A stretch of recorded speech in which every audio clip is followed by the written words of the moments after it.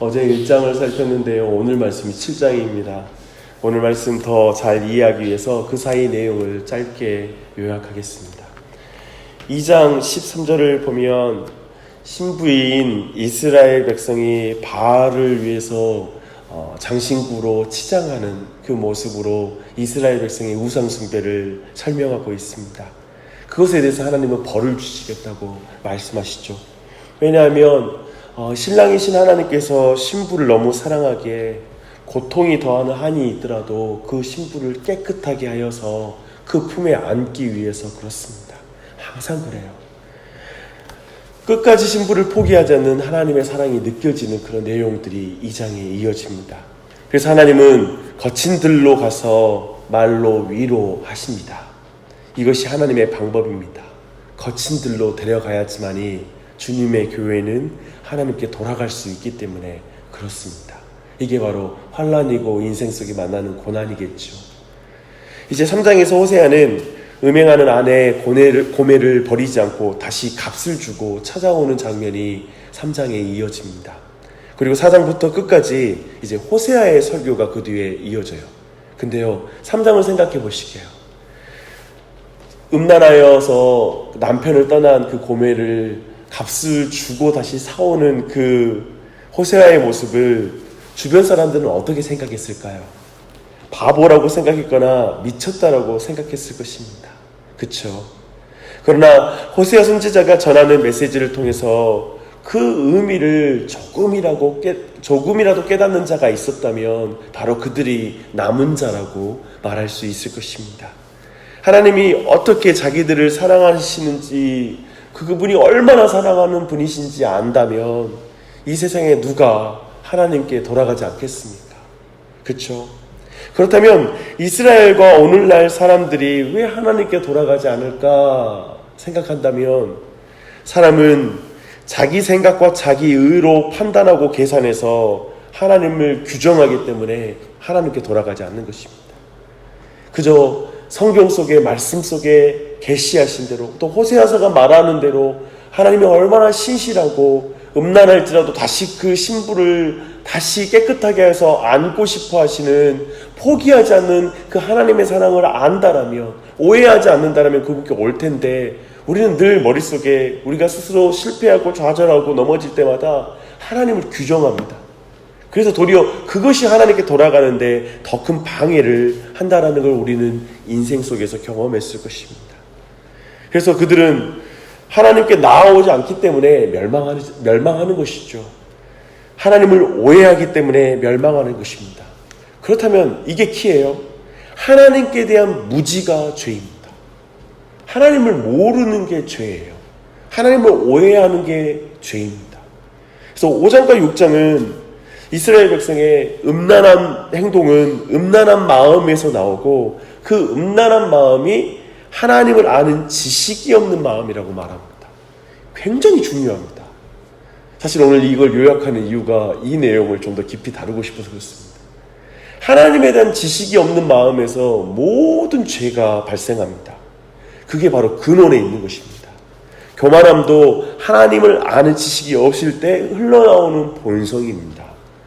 하나님의 성품인 인애를 드러내고 살아가지 못하는 이유도 하나님을 아는 지식이 없기 때문이라는 것을 지금 5장, 6장에서 말하고 있습니다. 하나님을 아는 지식이 없으면 사람은 하나님의 말씀보다 사람의 말에 더 귀 기울이게 됩니다. 문제가 생겨도 그래서 하나님께 나아가는 게 아니라 사람한테 가는 이유가 이 때문에 그런 거예요. 그냥 세상 지식, 세상 충고가 더 중요하게 느껴지는 게 하나님을 아는 지식이 없기 때문에 그런 것이죠. 하나님께 나아가는 것도 진정한 회개가 아니게 돼요. 그래서 교회 안에 있을지라도 하나님을 아는 지식이 없다면 무슨 문제를 만나거나, 그리고 자신의 죄악의 문제를 직면했을 때 하나님께 가지 않아요. 이 문제가 발생한다는 것이죠. 그래서 진정한 회개가 아니라 문제 해결과 위기 모면의 방책의 수준을 벗어나지 못합니다. 그래서 그들은 진정으로 하나님께 가까이 나아가지 않는 그런 종교 생활을 하게 되는 것입니다. 형식적인 종교 행위가 바로 여기에 존재합니다. 그래서 지금 5장 6장에서는 형식적인 종교 행위에 대해서 말하고 있습니다. 예배도 드리고 교회 생활도 합니다. 하지만 하나님을 알려는 갈망과 하나님을 닮아가는 그 성품에 있어서 자라감이 있지 않게 되는 것이죠. 하나님이 원하시는 것은 예배 형식이 아니라 하나님의 성품을 드러내고 사는 것이라는 걸 이제 5장 6장에서 쭉 말씀해주고 있습니다. 이 앞에 있는 내용들을 요약하면 어떻게 요약할 수 있을까요? 신부가 바람을 피우는 것은 신랑이 누군지 모르니까 바람 핀다는 거예요. 신랑이신 하나님이 신부를 얼마나 사랑하시는 분인지 그것을 오해하고 믿지 않아서 자기를 더 사랑해 줄 것 같은 대상을 또 찾는 것이죠. 그게 우상숭배이죠. 신랑에 대한 무지가 우상숭배만이 아니라 모든 거짓된 신앙과 예배를 낳는다라는 걸 보여주고 있습니다. 오늘 말씀은 이 흐름을 따라갑니다. 사실 7장은 두 개의 설교가 이 안에 있습니다. 세 번째 설교가 여기 안에 이어지고 있고요. 7절까지 그리고 8절부터 네 번째 설교가 이어지고 있습니다. 그래서 오늘 설교는 두 가지 포인트입니다. 네, 첫 번째 보면 하나님께서는 이스라엘을 치료해 주고 싶어 하시지만 1절 보니까 이스라엘은 치료를 받기 위해 믿음으로 하나님께 나아오지 않아요. 그리고 돌이키지 못하는 불치병에 걸린 것입니다. 도리어 에브라임, 즉 이스라엘을 대표하는 지파와 사마리아, 이스라엘을 대표하는 수도의 지명이기도 하죠. 그들은 죄와 악을 그치지를 않습니다. 더 죄를 지어요. 죄와 악을 멈추고 하나님께 나오지 않는다면 어떻게 그들이 고침을 받겠습니까? 쉽게 말하면 회개하지 않는 병에 걸려요. 이건 그리스도인들에게 제일 두려운 죄입니다. 그리고 이것이 내가 볼 땐 너무너무 우리 안에 간절한 기도가 돼야 되는데 정말 이 회개하지 않는 병, 돌이키지를 못하는 병에 걸리는 건 정말 너무나 무서운 중병인 것이죠. 그것을 보여줍니다. 그들은 자기의 욕심을 채우고 왕과 지도자에게 인정받기 위해서라면 악과 거짓으로 남을 짓누르는 것을 아무 일도 아니라고 생각하는 가볍게 여기는 자로 이제 살아갑니다. 3절이죠. 4절 6절을 보니까요. 이스라엘의 욕심과 악한 의도가 잠잠한 순간이 있다면 그냥 잠자는 때뿐인 거예요. 그러니까 쉬지 않고 죄악을 생각하는 자들이 되는 것입니다. 왕의 잔치가 있을 때 사람들은 술기운으로 병이 나고 또 왕은 오만한 자들과 손을 잡습니다. 근데 사실 그들이 자기를 죽이고 왕이 되려는 줄 모르고 서로 손잡고 왕이 사람들을 초대해서 술 마시고 즐기는 것이죠. 이것은 이스라엘의 마지막 왕들이 끊임없이 반역 가운데 그리고 살상 가운데 피로 얼룩진 이스라엘의 마지막 왕정 시대를 가리키는 말이기도 합니다. 이런 암울한 시대에도 중요한 건 하나님께 기도하는 자가 아무도 없었다는 걸 7절에서 말하고 있습니다. 내게 부르짖는 자가 하나도 없도다. 인애가 없음을 지적하는 호세아의 설교의 세 번째 설교가 이렇게 맞춰요. 네, 생각해 보시게요. 근본적으로 하나님을 아는 지식이 없을 때 근본적으로 하나님께 돌이키는 역사도 나타나지 않고 부르짖는 역사도 없는 거예요. 회개의 기도가 전혀 없는 거예요. 그래서 이 부분에 대한 것을 지적하고 있고 그런 세상에서도 세상과 시대를 읽고 하나님께 나아가는 자가 없다라는 것, 이게 굉장한 더 큰 비극입니다. 그래서 오늘날도 동일하지요. 그래서 이 비극, 이런 시대 속에서 끊임없이 하나님을 바르게 알므로 참되게 돌이키는 은혜를 내게 베풀어 달라고. 잘 생각해 보면요, 목사인 저도요, 정말 이 참으로 하나님께 돌이켜지지가 않은 내 모습을 많이 봅니다. 그러니까 형식적으로 예배하고 형식적으로 기도하지 참으로 내 마음이 하나님께 돌이켜지는 게 사람의 힘으로 되지 않는 일이라는 걸 깊이 경험하게 돼요. 쉽게 속아요. 쉽게 내 판단과 기준으로 하나님 평가하고 판단할 때가 많아요. 내 감정에 속을 때도 많고요. 그냥 내 지혜, 나의 어쩌면 볼품없는 내 꾀에 속을 때가 많아요. 항상 기억하십시오. 그래서 이 은혜를 구하는 게 정말 이 아침에 기도가 되시길 바랍니다. 이제 그리고 7장 8절부터 8장 14절에 이르는 네 번째 설교가 이제 이어집니다. 호세아 선지자는 혼잡의 죄를 지적해요. 이스라엘은 이방 사람, 이방 문화와 섞여버립니다. 8절이죠. 그리고 아수르에게 멸망당한 이유 그렇게 혼합된 게 아니에요. 이미 멸망하기 전부터요. 이스라엘 백성들은 거룩한 백성으로서 정체성을 다 잃어버려요. 그리고 열방들과 섞여버려요.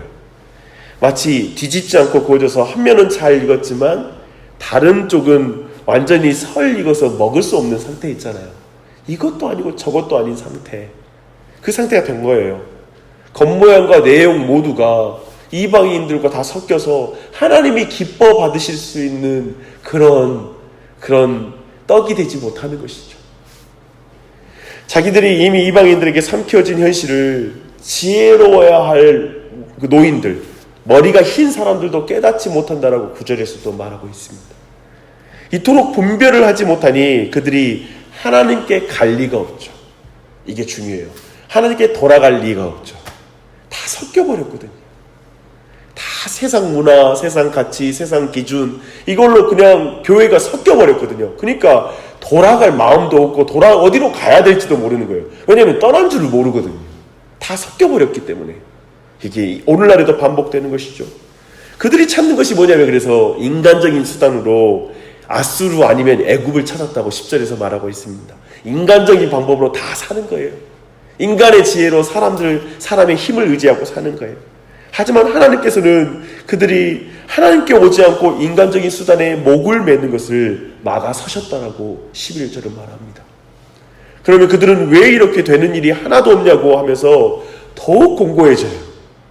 그러니까 이때 또 뭐라고 하냐면 자기가 섞여버린지를 모르니까 세상과 섞여서 이렇게 된 줄 모르니까 하나님께 원망하기를 왜 하나님은 하나도 내 일이 되는 일이 없냐고 내일은 이렇게 또 권고하게 말하기 시작해요. 그런 거 있잖아요. 이런 악순환이 이스라엘의 역사를 가득 채우고 있습니다. 교회를 채우고 있는 것입니다. 하나님은 구원하시려 하나 이스라엘은 하나님을 거스려서 계속 거짓말하는 것을 13절이 말하고 있고요. 하나님은 저희 팔을 연습시켜 강하게 하려고 했는데 그들이 강해진 팔로 도리어 악을 꾀하는 거예요. 이런 공고함 속에서도 그들이 기도하면 좋으련만 기도하는 신용을 하지만 그들의 마음은 세상에 먹고 마시는 문제, 곡식과 포도주에 사로잡혀 있다고 14절이 말하고 있습니다. 결국 이런 모습은 세상의 조롱거리가 될 뿐이라는 것을 마지막 절에서 또한 말하고 있습니다. 사랑하는 여러분, 모세는 뒤로는 바로의 군대, 앞으로는 홍해 앞에 선 이스라엘 백성에게 너희는 가만히 서서 여호와께서 오늘날 너희를 위하여 행하시는 구원을 보라고 말씀하셨습니다. 그런데 사람들의 문제가 뭐냐면 가만히 있지를 못한다는 것입니다. 가만히 있으라는 것은 하나님을 신뢰함으로 하나님의 은혜를 바라봐라 라는 것이죠. 사람들은 그러나 자기 머리, 자기 계획, 자기 방법을 믿고 잠시도 가만히 있지 않음으로써 하나님에 대한 불신을 드러낼 때가 있습니다. 이것이 이스라엘의 문제였습니다. 당신은 하나님께서 하고자 하시는 일을 하시옵소서라고 하나님께 조용히 나아가십니까? 아니면 자기의 힘으로 뭔가를 다 해야만 마음이 편합니까?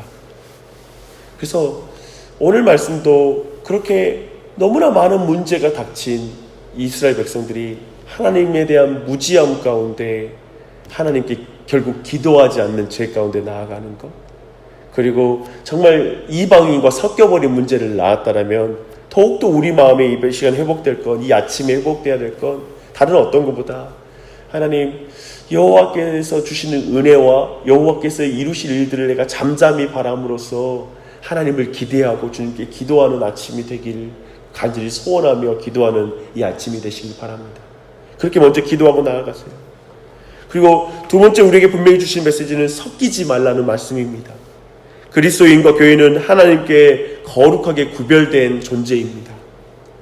그러나 교회는 이 말씀을 깊이 가슴에 새기는 것으로 보이지 않습니다. 무조건 많은 것이 좋고 큰 것이 좋다는 세상의 이치 앞에 많은 사람들이 복종하고 사는 것 같습니다. 이스라엘은 섞임으로써 망했다는 사실을 꼭 기억하십시오.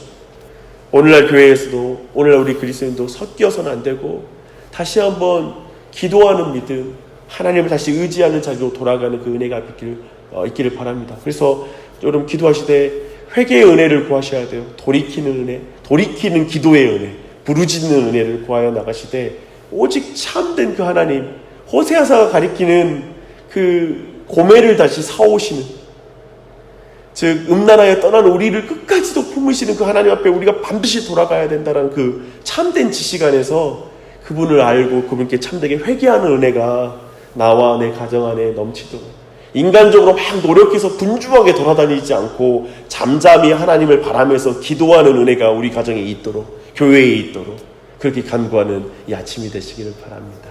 기도하시겠습니다.